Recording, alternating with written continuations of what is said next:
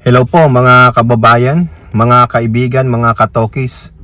Welcome po muli dito sa Simply Talkies Vlog. Tayo po ay magbibigay ng maiksing komento, opinion at reaksyon sa mga mainit na usaping politika sa ating bansa. Shoutout po lahat sa inyo na. Simulan natin ito kasi mahaba-haba po itong isang topic natin. Dalawa po ito no?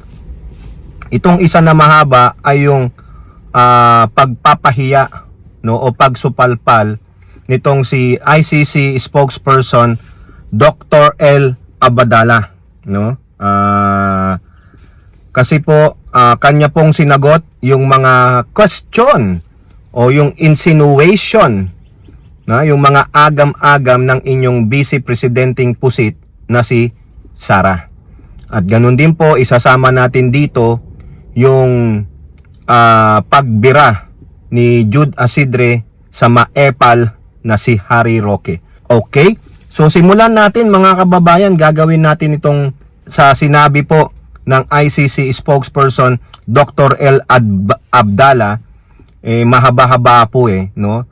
Mukhang kinover niya po lahat yung mga kini-question nitong mga kampo ni Digong. Tama naman, para naman po malinawan tayo dito sa mga pinagsasabi ni Sara Duterte at nung kanilang legal counsel na si Nicholas Kaufman, no? Dito po sa ABS-CBN, komprehensibo po ito, no? Komprehensibo. Mahaba po yung mga sinulat na article dito. Ang dami pong napakagandang information na kung saan mabibigyan linaw lahat ito, no? Sa akin pong opinion. Ito po sa article ng ABS-CBN, ICC spokes 43 EJK cases in PH, just a sample. More may be presented. O ayan. Ayan na po ang sagot sa katanungan ni Sara Duterte na kung saan nasaan daw po yung mga pangalan ng 30,000 ng mga biktima di umano ng EJK ng tatay niya. Sabi niya, napakabobo ng mga lawyers ng biktima, no? Yun ang sinabi niya Nagmamalaki siya. O ngayon, binasag siya dito, pinahiya siya ng ICC spokesperson na si Dr. L. Abdallah. 43 AJK cases in PH, just a sample. More may be presented. O ayan ito po, basahin natin dito yung kanyang sinabi. Quote, "This doesn't mean that these are the only incidents that may be included in the charge. These were a sample of incidents that are related, that were for the purpose of issuing an arrest warrant sufficient from the point of view of the judges to sustain the charge of murder as crimes against humanity for the purpose of an arrest warrant, which is the first step in the judicial process." O ayan, nakuha mo, Sara Duterte. So ito pong 43 cases na tinake up nitong mga nasa ICC judges na ipresenta muna ng ICC prosecutor sa pamamagitan ni Karim Khan, no? Ito po yung nakita ng judges na may sufficient inform muna sa kanilang point of view para po makapag-issue ng arrest warrant. Pero sabi ni Dr. L. Abdallah, pwede pang magdagdag dyan ang prosecutor. More will come, no? Ay nako. Kaya itong si Sara Duterte, hindi mo alam kung totoong abogado o di kaya nagbibigay lang siya ng false hope sa mga followers nila kung ano-ano ang pinagsasabi o kung ano-ano ang ikinikwento. Eto pa, next step, which is the confirmation of charges, hearing is scheduled in September, would look deeper, and after hearing also the defense to decide whether this case should go to trial or not. O tama po yan. Mamaya, masasabi niya kung bakit pwedeng mag-go to trial or hindi. Okay? This means that the prosecutor can request to add more cases and witnesses as the process continues. O ayan, malinaw po. Sa mismong ICC spokesperson na yang galing, ha? Makinig ka, Sara Duterte. Listen and listen good. Kasi ngak-ngak ka ng ngak-ngak eh. Hindi mo naman pala alam ang proseso dyan sa International Court. You better shut up, ha? Yes, the prosecutor may submit to the judges additional requests and eventually it will be for the judges to decide whether they can be admitted or not. I agree. Di ba? Nakakahiya ka po eh. Ito pa. It added that the ICC pretrial chamber focus on a sample of alleged incidents to facilitate its analysis and issuance of an arrest warrant against the former leader. Kasi yung tinignan po nila na mga taon na kung saan itong crimes against humanity Digong ay namayagpag sa Pilipinas.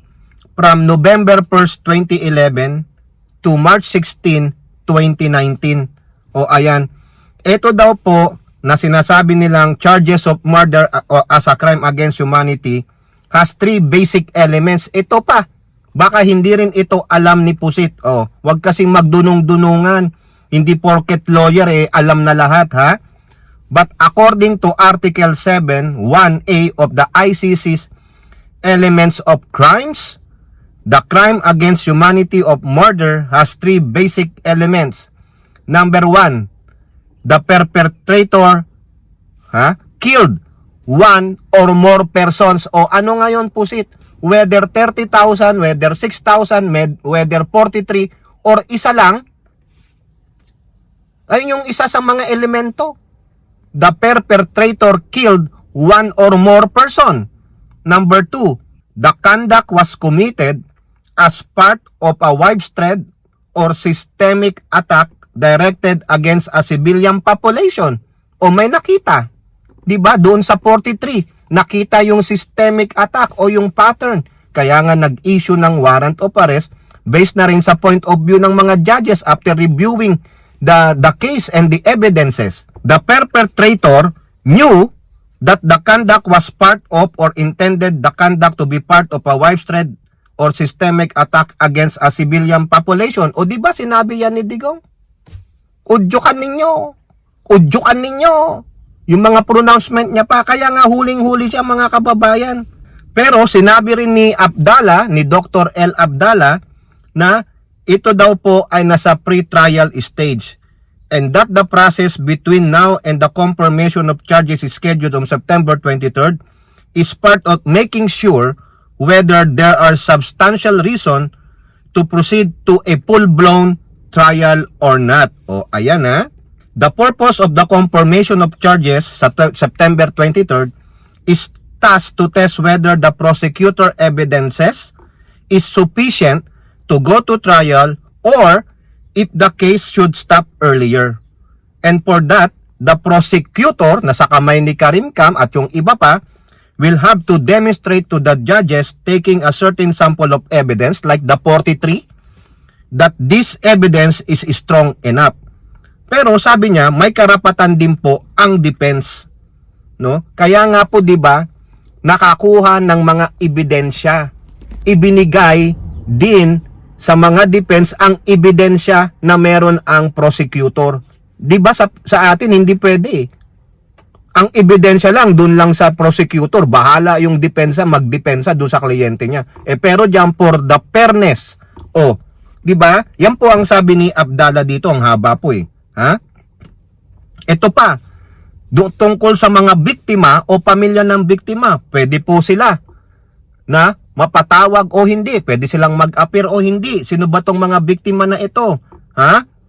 O, the ICC Victims Participation and Reparation Section directly works with the victims, their lawyers, and the non-organization o non-government organization, yung mga NGO. So meron pa ditong section ng victim participation and reparation ng ICC. Talagang pinangangalagaan, pinoprotektahan sila, mga kababayan. Ha? According to Abdallah, the confirmation of charges involved a presentation of sample of evidence. Both the prosecutor and the defense team may or may not also call a witness or witnesses. But if they do, both sides will be allowed to cross-examine the witness or witnesses during the confirmation hearing kung mamarapati ng prosecutor or ng defense na magtawag na ng witness. Ha? Ito yung sinasabi nila na hindi na darating yan sa trial. Hindi na darating yan sa trial. Oo, hindi na. Ito po ang sabi ni Dr.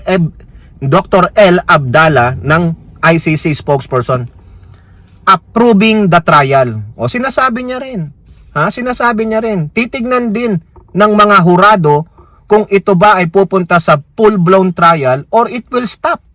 Pag nag-stop, meaning thrown out ang kaso. Nakitang, ay, hindi naman pala eh. O di malaya si Duterte. Pero, pag nag-full-blown trial, tatagal ito. Ito po sabi niya, L. Abdallah, however, also mentioned. Tandaan nyo to, mga DD shit. Sara Duterte. It only takes a confirmation of one case to approve a trial, while dismissing the charges requires a non-confirmation of all charges. Ayun, isa lang. Diyan sa 43 o yung idadagdag pa ng prosecutor na sinasabi nga ni Dr. L. Abdallah, isa lang diyan, ma-confirm na nangyari nga yan, pupunta yan sa trial. Or, pwedeng ma-dismiss pag walang confirmation ng all charges. Quote, if none of the charges is confirmed, then the case will stop at the pre-trial level. Wala na eh. Napatunayan siguro na, hindi naman totoo pala eh. O, bogus-bogus, hocus-pocus, wala. It will stop at the pre-trial, wala na. Dito ang tuwa si Kaufman, panalo siya. Pero ano po ang depensa dyan ni Kaufman? Tingnan nyo ha. Pero yun po ilalagay natin sa next kasi mahaba po eh. Haba ng article na to. Dito, hihinto tayo sa approving the trial. So, uli-ilitin ko. Isa lang daw, sabi ni Dr. L. Abdallah, ang ma-confirm dyan sa mga charges na yan, among 43, among 30,000 o whatever, tutuloy ito sa trial. Pero pag walang nakumpirma na charges, labang kay Digong, lahat yun, hindi nakumpirma, hindi na tutuloy. I-stop na yan sa pre-trial, baka palayain na si Dugong. Dagdag pa natin, if one or more charges is confirmed, then the case can go to trial. Ayan, di ba? Kaya, maganda, napaliwanagan si Pusit. Yung 43 na kaso na isinumite ng prosecutor, yan po ay sample size. Sample lang muna yan. Dahil yan din ang ginamit ng mga hurado na makapag-issue ng arrest warrant. Yun po yan, hindi yung lahat na lang na 30,000. Ang dami noon, o mahigit sa 30,000, o di kaya yung 3,000 na sinasabi ni Colmenares na pinorward nila. 43 ang kinuha. At nakita meron doon, may probable cause, yung point of view ng mga judges, may nangyari. Sufficient. Yung 43 cases na yon na it commits crimes against humanities. Kaya nag-arrest warrant eh. Now, ang sabi, isa lang ang makumpirma dyan during the confirmation. During the confirmation hearing. Siguro sa September 23rd o bago pa dumating yon. Bago pa baka nagpi-pre-trial sila dyan. Isa lang dyan ang makumpirma na nagpo-fall sa crimes against humanities, itutuloy yan sa trial. Hindi natin alam kung gaano kahaba, gaano kabilis, gaano katagal. Pero itutuloy sa trial. Pero pag walang nakumpirmang charges labang kay Digong during the pre-trial hearing, sa confirmation hearing niya, laya si Digong. 'Di ba? Pero iba po yung gustong mangyari ng yung dahilan nila . Pero ako po, malamang pupunta yan sa trial. Bakit? Hindi sa binabasag ko ang trip ng mga DDS. Kung yung 43 sample size, nakakita ng sufficient inform ang point of view ng judges, ayun pa kaya sa pagdating sa pre-trial? Imposible naman. Yun lang po yung opinion ko, no? Yung susunod, yung sagot naman ni Kaufman, yung sinasabi niya na ganito ang gagawin natin para mapalaya si Digong, saka yung interim release niya, sinagot din po yan ng spokesperson na si Dr. L. Abdallah, no? Isusunod na lang natin yan para hindi humaba, mga kababayan. Now, punta naman tayo dito kay Jude Asidre versus Harry Roque. Kung maalala nyo, si Harry Roque, nagsalita, nagpa-epal na naman tungkol doon sa 17 na bilanggo sa Qatar dahil sa illegal demonstration, no? Ayon, kung anong sinasabi niya na, oy, kayong Qatari government, maximum tolerance, palayain nyo yung mga yan. Sino ka? Harry Roque? Sinabi na natin yan, binlag na natin. Ngayon, sinagot po dyan siya ni Representative Jude Asidre ng Tuingog. Yan po yung quote card ng Impact Leadership. Wala namang silbi ang appeal. Appeal niya sa Qatari authorities. Unang-una, wala siyang legal personality to make the appeal. Pangalawa, fugitive siya dahil sa contempt ng kamera, tapos may kaso pa siyang human trafficking dahil sa pogo. Wala naman siyang official business sa Netherlands. Hindi naman siya parte ng legal defense team doon. Kaya bakit hindi na lang siya tumulong dito sa ating gobyerno upang masigurong kaligtasan o justisya para sa mga OFWs na nakakulong sa Qatar? Tama po, mga kababayan. Yung mga pinuntos dito ni Representative Asidre, tama po. Una, Roque, wala kang legal personality. Hindi ka representante ng bansang Pilipinas. Yung sinasabi mong maganda naman ang ugnayan ng dati mong presidenteng Digong sa Qatari government. Bakit? Si Digong pa rin ba ang presidente? Wala. Si Digong nakakulong. O paano i-honor yun? Nakakulong? Si Digong? O wala na yon. Pangalawa, fugitive ka. Anong karapatan mo? Siguro alam ng Qatari government yan. Baka minumura ka eh. Baka sinasabing, who are you? Hindi ikaw ang legal representative ng bansang Pilipinas. Ang legal representative ay ang DFA, ang OWA, ang DMW. Sino ka, Roque? Anong trabaho mo sa gobyerno? Fugitive ka eh.